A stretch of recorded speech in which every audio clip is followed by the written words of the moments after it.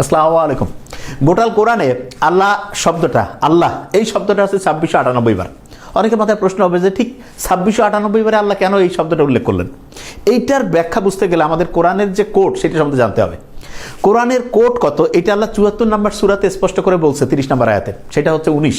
সবার উপরে আছে 19। কিরকম একটা ইন্টারেস্টিং জিনিস দেখি, প্রত্যেকটা সূরা শুধু বিসমিল্লাহির রহমানির রহিম আছে না, বিসমিল্লাহির রহমানির রহিমের মধ্যে 19টা হরফ আছে, মানে 19টা বর্ণ আছে। এবং খুব মজার ব্যাপার, এই যে 19 এইটা দিয়ে কোরআনের টোটাল যে সূরার নাম্বার 114, সেটাই কিন্তু ভাগ যাবে 6 19 114।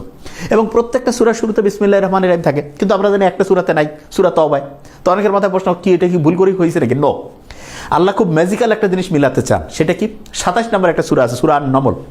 ওইখানে বিলকিস নামে একজন রানী আছে, তার কাছে সুলাইমান আলাইহিস সালাম একটা চিঠি লিখছেন। এবং আমরা যেমন চিঠির শুরুতে কি করি, যে অন্যকে হচ্ছে অভিবাদন জানাই, তা উনি নবী, তো উনি যখন চিঠি লিখছেন উনি কিন্তু আল্লাহর নাম স্মরণ করছেন।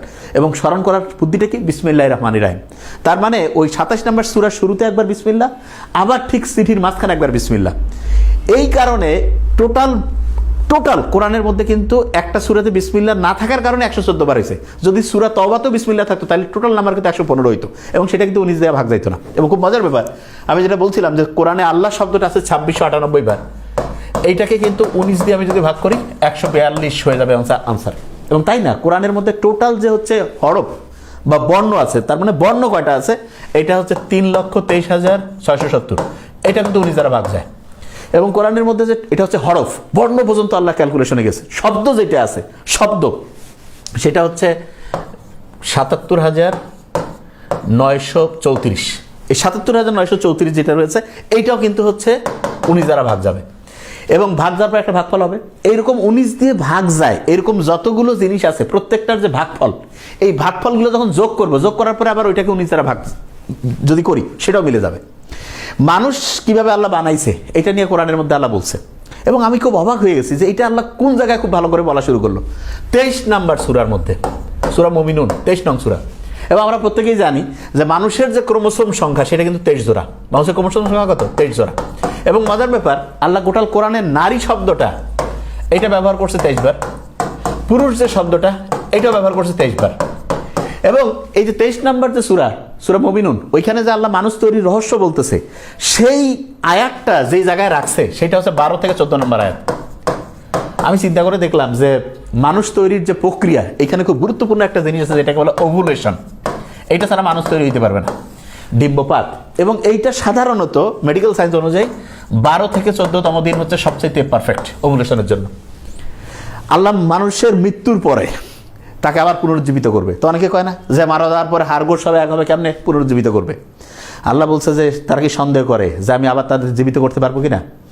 তার আঙ্গুলের ডগা পর্যন্ত আমি পুনর্বিন্যস্ত করতে পারি। এবং এই আঙ্গুলের ডগা পর্যন্ত, আঙ্গুলের ফিঙ্গারপ্রিন্ট, এইটা আল্লাহ কোরআনের মধ্যে যেই জায়গায়, এটা সম্ভবত সূরা কিয়ামার 75 নম্বর সূরা 3-4 নম্বর আয়াতে রয়েছে, তার নাম্বার ঠিক 4 নম্বর আয়াতে ফিঙ্গারপ্রিন্ট। এটা গোটাল কোরআনটাকে যদি শুরু থেকে পড়তে থাকে, একদম শুরু থেকে, তাহলে ঠিক যেই পজিশনে ফিঙ্গারপ্রিন্টের আয়াতটা আল্লাহ দিয়েছেন সেটা হচ্ছে 5555। যে কেউ যদি একটু বুদ্ধিমান হয়, হাতের ডান 5টা ফিঙ্গার, বামে 5টা, ডান পায়ে 5টা, বাম পায়ে 5টা, 5 5 5 5, একদম অ্যাবসলিউটলি সেই জায়গায় আল্লাহ দিয়েছেন। এরপরে আমরা যে কোরআনের দ্বিতীয় যে সূরা আছে, সূরা বাকারা, সেখানে গোটাল মানুষজনের কীরকম জীবনটা কিভাবে চলবে সেটা নিয়ে আল্লাহ গাইডলাইন দিচ্ছে। তা আমরা সাধারণত কি হয় যে একটা প্রতিষ্ঠানে যখন স্টুডেন্টদেরকে আমরা বলি যে এইটাতে তুমি কোর্সে ঢুকতেছো, কী কী পড়বা, কী কী সারবা, তখন আগের কথা বলি, পরের কথা বলি। এবং ঠিক এরকম করে আল্লাহ যখন আমাদের এই মুহাম্মদ সাল্লাল্লাহু আলাইহি ওয়াসাল্লামের উম্মতের গাইডলাইন কী হবে সেইটাকে বলার ক্ষেত্রে উনি হচ্ছে ঠিক সূরা বাকারার যে 286টা আয়াত আছে, তার ঠিক মিডল পয়েন্ট কত? 143। এইখানে আল্লাহ বলতেছেন যে আমি এই মুহাম্মদ সাল্লাল্লাহু আলাইহি ওয়াসাল্লামের যে উম্মত তাদেরকে হচ্ছে মধ্যমপন্থী করে তৈরি করছি। এবং 143-এর ঠিক আগের সব জায়গায় আল্লাহ হচ্ছে যে ওই যে ওটাকে বলে বনি ইসরায়েলের যে হচ্ছে জীবন দশা, তারা যা যা করছে সেগুলো নিয়ে বলছেন। আর এরপরে উম্মতের মুহাম্মদ সাল্লাল্লাহু আলাইহি ওয়াসাল্লামের যারা উম্মত, তাদের হচ্ছে লাইফস্টাইলটা কেমন হবে সেইটার গাইডলাইন দিয়েছেন। এবং খুব মজার ব্যাপার সেটা হচ্ছে যে এই যে বিসমিল্লাহির রহমানির রহিম দিয়ে শুরু হয়েছে না কোরআন, এবং শেষ হয়েছে কি? সূরা নাসের। বাস এই দুইটাকে যদি একসাথে করি, বিসমিল্লাহর শুরুটা এবং সূরা নাসের যে শেষ, এটার মানে কিন্তু যথেষ্ট বা পূর্ণাঙ্গ।